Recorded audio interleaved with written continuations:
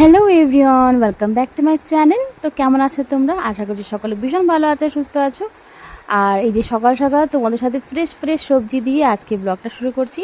তো সকালে স্নান পুজো সমস্ত কিছু কমপ্লিট হয়ে গেছে, আর গেলাম সামনের একটুখানি পাশে যে বাজার আছে সেই বাজার থেকে শাক খাবো বলে। আর শাক তো টাটকা টাটকি ভালো লাগে, আর এখানে দেখে না পুঁই শাকটা বেশ ভালো লাগলো, তাই আমি কিন্তু পুঁইও নিয়ে নিয়েছি। অল্প করে পুঁই নিলাম, অল্প করে লাল শাক নিয়েছি। অনেক দিন পর কিন্তু বাড়িতে লাল শাক খাবো, আর খেতে বেশ ভালো লাগে। আর শাক খাওয়াতে এমনিতেও খুব ভালো। আর রোদ কিন্তু প্রচণ্ড, এমনিতেই আমাদের শিলিগুড়িতে কিন্তু গরম মানে আগুন পড়ছে, তার জন্য ছাতা নিয়েই বেরোচ্ছি, কেন এখনকার এই রোদটাও কিন্তু শরীরের জন্য ভালো না। আর একটা শাকই নিয়েছি, কেননা একটা শাকের আটিতেই যা শাক হয়েছে না, তাতেই আমি আর মা দুদিন রেখে খেতে পারবো, এতটাই হয়েছে। তুমি দেখতেই পারছো আটিটা কিন্তু অনেকটাই বড়।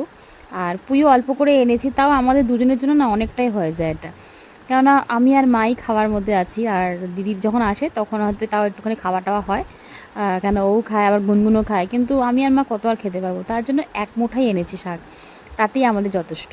আর লাল শাকটা করবো একটুখানি রসুন ফোড়ন টোড়ন দিয়ে।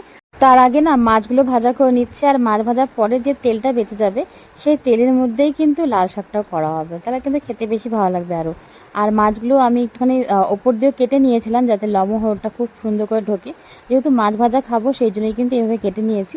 ঝোলে গোলে না কাটলেও চলে অবশ্য, এমনিতেই মাছে লবণ হলুদ মিষ্টি যাই দিই না কেন মশলা সমস্ত কিছু কিন্তু ঢুকিয়ে যায়। তো এখানে মাছ ভাজাগুলো হয়ে যাচ্ছে, আর এদিকে দেখো আমার পাশে কিন্তু পুঁই শাকও কিন্তু অলমোস্ট কমপ্লিট। আর আমি অল্প করে মটরশুঁটি দিয়েছিলাম, মটরশুঁটি দিলে কিন্তু খেতে খারাপ লাগছে না, প্রথম দিলাম, তবে হ্যাঁ খেতে কিন্তু বেশ ভালোই লাগছে। তো এদিকে দুটো রান্না তো হচ্ছেই, মা এদিকে সামলাচ্ছে আর মা দেখছে, আর আমি এদিকে শাকটা ধুয়ে নিচ্ছি। কেননা শাকগুলো কিন্তু ভালো করে ধুয়ে আমি তো লবণ জল দিয়ে অনেকটা সময় ভিজিয়ে রেখে দিয়েছিলাম। কেননা তোমরা অনেকেই জানো যে শাকের মধ্যে কিন্তু অনেক রকমের ওষুধপত্র দেয়, যেটা আমাদের শাকের জন্য ভালো হলেও কিন্তু সেটা আমাদের শরীরের জন্য একদমই ভালো না। সেই জন্যই কিন্তু শাক যখনই খাবে না কেন তখনই কিন্তু এইভাবে খুব সুন্দর করে ধুয়ে পারলে একটু লবণ জল দিয়ে অনেকটা টাইম ভিজিয়ে রেখে দিও। তো এখানে আমার শাক ভাজা হয়ে গেছে, আর মা রসুন রসুন ফোড়ন টোড়ন দিয়ে কিন্তু শাক রান্না করার জন্য, সরি শাক ভাজা না, শাক কাটা হয়ে গেছে। আর এদিকে মা দেখো রসুন রসুন ফোড়ন দিয়ে রেডিও করে নিয়েছে, শাকটা ভাজা হবে। তো এখানে এখন আমি একে একে দিয়ে দিচ্ছি। আর শাকটাকে যতটা চেষ্টা করছি একটু কুচি করে কাটারই, যাতে ভালো লাগে দেখতে। তবে এখনকার কোনো কিছুই দেখলাম টেস্ট আর পাওয়া যায় না। আগে লাল শাক খেতাম কি ভালো লাগতো, আর ভাতটা মাখলে পরেও না বেশ সুন্দর লাল হতো ভাতটাও। এখন ভাত মাখলেও আর সেই লালটা আসে না, আর সেই টেস্টটাও আর নেই। মানে এত রকমের সার দিয়ে দিয়ে না, ওষুধপত্র দিয়ে দিয়ে আসল যে গুণাগুণ শাকের সেটাই কিন্তু নষ্ট করে দিয়েছে। একদম মিষ্টতা নেই শাকটার মধ্যে, অল্প করে মিষ্টি দিতে হয়েছে তার জন্য। এমনিতে শাকে আমরা অল্প করে মিষ্টি দিই, আমাদের তো সব রান্নাতেই মিষ্টিটা চলে। তবে অনেকেই কিন্তু শাক তোমরা মিষ্টি ছাড়া লবণ দিয়েই খাও, তবে তাদেরকেই বলবো তারা অল্প করে খুব সামান্য পরিমাণে একটু চিনি ছড়িয়ে দেখো, তাহলে কিন্তু শাকটার টেস্টটা বেশ ভালো লাগে। তো দেখো এখানে শাক কিন্তু আমার প্রায় কমপ্লিট। এখন নামিয়ে দেবো, একটু ভাজা ভাজা করে দিয়ে নামিয়ে নেব। আর দেখো ভাজছি তো একদম লালই মনে হচ্ছে না, মনে হচ্ছে না কালোই হয়ে আছে। আর অল্প করে করেছিলাম টক ডাল, যেহেতু এখন গরম, এত গরম পড়েছে, একটু টক ডাল খেলে বেশ ভালোই লাগে। তো তার জন্যই কিন্তু এখানে টক ডালটাও করা হচ্ছে। যা কিছু করেছি অল্প করেই করেছি, কারণ এখন এই গরমের দিনে এই রেখে রেখে খাবার খাবার কোনো মানেও হয় না। সেই জন্যই কিন্তু টাটকা টাটকি রান্না করছি আর খাচ্ছি, এরকমই করা হচ্ছে বেশিরভাগ। তবু যদি কোনো সময় বেঁচে টেচে যায় তো রেখে দিতে হয়, কেন মা আমি আর কত আর খাবো। এখানে দেখো শাক ভাজা হয়ে গেছে, কড়াটা রেখে দিয়েছি জলে চুবিয়ে ঠান্ডা হওয়ার জন্য, আর এই চুলাটা এখন আমি মুছবো। তো চলো, এই দেখো ভাতও আমার কমপ্লিট, ভাত থেকে ধোঁয়া বেরোচ্ছে দেখতেই পারছো। আর এখানে রেখে দিয়েছি শাক ভাজাটা। তো চলো এখন একটু খাওয়া দাওয়া টাওয়া দাওয়া করি, এখন প্লেট সাজানোর বাড়ি। যেহেতু আমাকে এই ফেসবুকেও একটু লাঞ্চ থালি পোস্ট করতে হয়, তার জন্যই কিন্তু এরকম করে সাজিয়ে গুছিয়ে মানে একটা থালা এরকম করে সাজিয়ে গুছিয়ে দিই, সেটা পরে আবার মাকে দিয়ে দিই। বা কোনো সময় আমিও খাই, মা সবসময় খেতে চায় না, বলে তুই খা তুই খা, যেটা হয় আর কি। তো সেই জন্য মানে মাঝে মাঝে মানে এরকম করে আমরা মানে করি আর কি, কারণ আমাকে একটা থাল করে পোস্ট করতেই হয় দুপুরে খাওয়া দাওয়াটা। সেই জন্যই একটা থাল খুব সুন্দর করে সাজিয়ে নিই।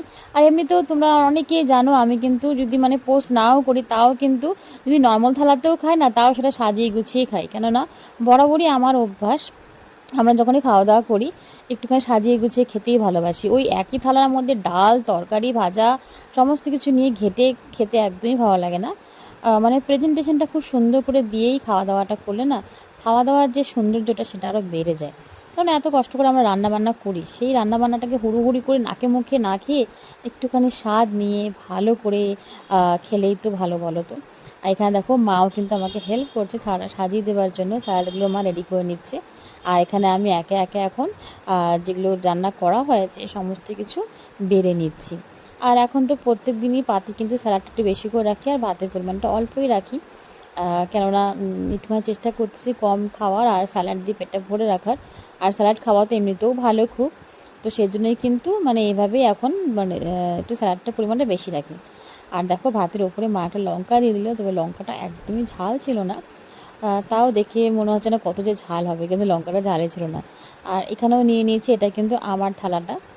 তো দেখো কতটা ভাতের পরিমাণের থেকেও মানে স্যালাডের পরিমাণটাই কতটা নিয়েছি। তো প্রথমে তো শাক ভাজা দিয়ে খাবো। আর দেখো ভাতটা মাখছি যে আমি, একটুও লাল হচ্ছে না ভাতটা। আগে কিন্তু শাক ভাজা দিয়ে ভাত মাখলেই ভাতগুলো লাল হয়ে যেত, বেশ ভালো লাগতো, দেখতেও ভালো লাগতো, খেতেও ভালো লাগতো। তবে যাই হোক, যুগের সাথে সাথে তো ওইভাবে চলতে হবে, যেরকম চলছে না কেন। তো এই স্বাদটাকেই মনে করতে হবে যে হ্যাঁ ভালো লাগলো। তবে হ্যাঁ, অনেকদিন পর খেলাম তো খারাপ লাগেনি, শাকটা ভালোই লেগেছে। তো খাওয়া দাওয়া করে কিন্তু আমরা একটুখানি জাস্ট আমি রেস্ট করছিলাম। তারপরে টুকটাক যা বিকেলে কাজ সমস্ত কিছু থাকে সেগুলাই করেছিলাম। আর বিকেল করে তো ভাত খাই না, বিকেল করে হয় এখন যেহেতু আমের সিজন, তার জন্য আম দুধ না সরি আম মুড়ি বা ছাতু এগুলোই মিলিয়ে খাই। ভাতটাকে রাত করে একদমই অ্যাভয়েড করে দিয়েছি, এখন যতটা পারি ভাতটা কমই খাই রাত্রিবেলা। তবে অনেক সময় খেতেই হয়, যখন দিদি বাড়িতে গেলেও মাঝে মধ্যে খেয়ে নিতে হয়, সেই জন্য কিন্তু কিছু করার থাকে না। তবে যতটা চেষ্টা করছি ভাতটাকে অ্যাভয়েড করারই। তারপর একদম রাতে শোবার আগে মা এখানে আমাকে একটুখানি হেয়ার অয়েলিং করে দিচ্ছে। দেখো অনেক দিন পর আবার তেল লাগানো শুরু করলাম মাথাতে, কেন মাঝখানে তো একদম তেল তুল কিছুই লাগাচ্ছিলাম না। আর যেটা চুলের জন্য আমরা যখন খাওয়া দাওয়া করছি, সেরকম আমাদের চুলের জন্যও তো খাওয়া দাওয়ার প্রয়োজন। তো সেই জন্য কিন্তু এই দেখো মা মেয়ে এখানে বসে বসে আমরা ভিলেজ ব্লগ দেখছিলাম। মানে এই ব্লগটা না দেখতে বেশ ভালো লাগে, গ্রামের কালচার প্লাস রান্না বান্না সমস্ত কিছু দেখায়। তো ওটাই দেখছিলাম আমরা বসে বসে। আর নিজে মাথায় তেল লাগানোর থেকে কেউ যদি তেল লাগিয়ে দেয় না মাথাতে, তাহলে এত যে আরাম লাগে, আমার তো ঘুম পেয়ে যাচ্ছিলো, আমাকে দেখিয়ে তোমরা বুঝতে পারছো হয়তো। তো যাই হোক, এখানে আমি হেয়ার অয়েলিংয়ের মজা নিচ্ছি, ম্যাসাজের মজা নিচ্ছি। আর তোমরা ততক্ষণ যারা আমাকে সাবস্ক্রাইব করে তারা প্লিজ সাবস্ক্রাইব করে আমার পাশে থাকো। তো সবাই ভালো থেকো, সুস্থ থেকো। তোমাদের সাথে নতুন কোনো ব্লগ নিয়ে আবারও খুব তাড়াতাড়ি দেখা হচ্ছে, ততক্ষণের জন্য টাটা, বাই বাই।